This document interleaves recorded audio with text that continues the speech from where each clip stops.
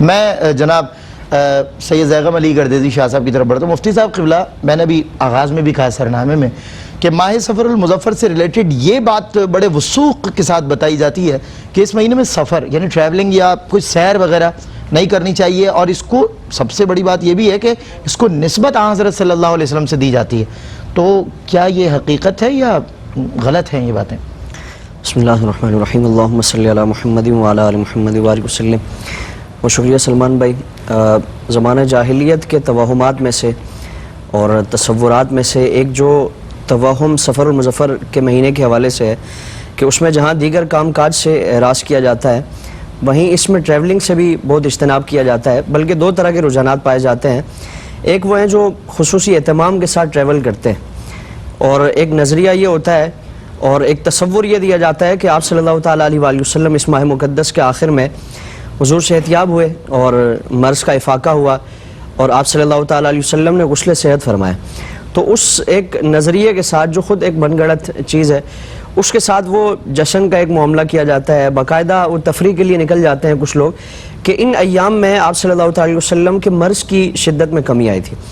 اور دوسرا رجحان ایک یہ پایا جاتا ہے کہ سفر چونکہ آفتوں کا مہینہ ہے، بلاؤں کا مہینہ ہے، تو اس لیے اس ماہ مقدس میں کسی بھی طرح کا سفر نہ کیا جائے، اور گھر سے باہر نہیں نکلتے، کسی لمبے راستے پر نہیں جاتے، کہ یہ آفتوں کا مہینہ ہے، ایسا نہ ہو کہ وہ آفات وہ ہمیں اپنی لپیٹ میں لے لیں۔ سب سے پہلی چیز یہ کہ جس طرح قبلہ مفتی صاحب نے فرمایا کہ سفر کے مہینے کی جو اس طرح کے توہمات اس سے متعلق ہیں، خود رحمت عالم صلی اللہ علیہ وسلم نے اس کی تردید فرمائی، اور لا سفرہ کے ذریعے جتنے بھی زمانہ جاہلیت کے تصورات تھے، ایک ہی جملے میں حضور نے ساری چیزوں کو رد فرما دیا۔ فرمایا کہ سفر کے متعلق جو بھی توہمات ہے اس کی کوئی حقیقت نہیں ہے، سفر میں آفات کا نازل ہونا، بلائیں نازل ہونا، اس کی کوئی حقیقت و حیثیت نہیں ہے، بلکہ اگر سید عالم صلی اللہ علیہ وسلم کی حیات طیبہ کا معاملہ دیکھیں تو حضور نے کئی تاریخی اور کئی جو اہم اسفار تھے حضور نے اس ماہ مقدس میں فرمائے۔ جس طرح سید عالم صلی اللہ علیہ وسلم نے ہجرت کا جو آغاز فرمایا، تو اس سفر کے مہینے کے آخر میں 26 یا 27 کو حضور نے مکہ المکرمہ سے ہجرت کا آغاز فرمایا، اور محرم کے سفر کے بعد جو ربیع الاول کے ابتدائی جو ایام تھے، حضور نے ان ایام میں آپ صلی اللہ علیہ وسلم مکہ المکرمہ تشریف لائے، پھر مدینہ منورہ تشریف لائے۔ مدینہ میں پہنچنے کے بعد تقریباً 12 مہینے گزارنے کے بعد پہلا جو غزوہ ہے ابوا کے مقام پر حضور تشریف لے گئے، اور چند 100 افراد آپ کے ساتھ تھے۔ آپ کا ارادہ تھا کہ ایک قریش کا تجارتی قافلہ ہے اس کو روکا جائے۔ تو یہ جو سفر حضور نے پہلا غزوے کے لیے فرمائے وہ سفر کے مہینے میں میں یہیں پر موقوف نہیں کرتا، مزید ان کو آہستہ سے سماعت کریں گے اور سمجھیں گے آہستگی کے ساتھ کہ حضور کے غزوات کے سفر یہاں ہیں اور اسفار حضور کے اس میں ہو رہے ہیں سفر المظفر میں، پھر ہم سفر ترک کر دیں۔ اللہ اکبر۔ وقفے کے بعد انشاءاللہ سمجھتے ہیں اس سوال کو مکمل طریقے سے۔ ویلکم بیک ناظرین، ایک مرتبہ پھر آپ کا خیر مقدم ہے، اور دو نظریوں پر بات ہو رہی ہے کہ سفر کے مہینے میں کچھ لوگ کہتے ہیں سفر نہیں کرنا چاہیے لیکن سیر کرنی چاہیے، اور ان دونوں پر ہی بات کر رہے ہیں مفتی سید زیغم علی گردیزی شاہ صاحب۔ جی قبلہ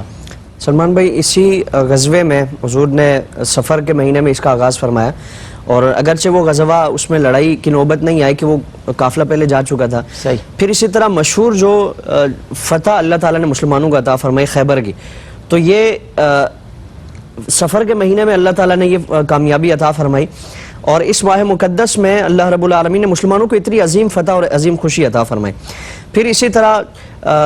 اسود انسی جو 11 ہجری میں جس کو واصل جہنم کیا گیا، جھوٹا مدعی نبوت، تو اس کو بھی اسی ماہ مقدس میں اور اس کے خلاف جہاد کیا گیا اور اس کو واصل جہنم کیا گیا۔ پھر اسی طرح حضرت عمر فاروق رضی اللہ تبارک و تعالیٰ عنہ کے دور میں مدائن کو فتح کیا گیا، کسریٰ کے تمام شہروں کو فتح کیا گیا، یعنی اس زمانے کی سپر پاور کو جو شکست دی گئی وہ اس ماہ مقدس میں۔ پھر حضرت صفیہ کا جو نکاح حضور سے، تو آپ صلی اللہ علیہ وسلم نے اس ماہ مقدس میں یہ ایک اہم کام ہے، بابرکت کام ہے، اس ماہ مقدس میں حضور نے کیا۔ تو اس ماہ مقدس میں حضور نے اس طرح کے توہمات سے اس کو پیش نظر رکھتے ہوئے کسی چیز کو موقوف نہیں فرمایا، کسی چیز کو آپ نے روکا نہیں، بلکہ تمام اسفار اسی ترتیب کے ساتھ، اسی معمول کے ساتھ جاری رکھے۔ پھر جو دوسرا رجحان ایک پایا جاتا ہے کہ مرض کی شدت سے افاقہ ہوا تھا، اور اسی لیے تفریح کی جاتی ہے اور سیر کے لیے نکل جاتے ہیں. تو یہ بھی ایک من گڑت بات ہے, نہ کوئی اس کی روایت ہے, نہ کوئی اس طرح کی حیثیت ہے, بلکہ ان ایام میں آپ صلی اللہ علیہ وسلم کے مرض کی شدت تھی. اچھا. اور مدینہ میں یہود میں ایک جشن کا سما تھا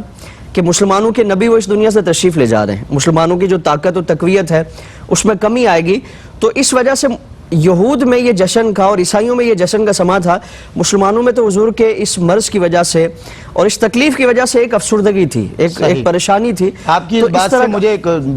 تلخ حقیقت ہے, معذرت کے ساتھ کہہ رہا ہوں, کہ اب بھی دیکھیں پینڈیمک ہے, مرض ہے, وبا ہے, مسلسل ایک خوف و ہراس ہے پوری دنیا میں, لیکن آج بھی یہود کے آپ کو جشن الگ ہی نظر آ رہا ہے, سیلیبریشن والا ایک بیہیویئر نظر آ رہا ہے. اچھا بہرحال تو ان ایام میں حضور کے مرض کی شدت میں افاقہ نہیں ہوا تھا, بلکہ یہ شدت ہی تھی, اور اسی کیفیت میں آپ صلی اللہ علیہ وسلم کے یہ ایام گزرے ہیں. تو اس میں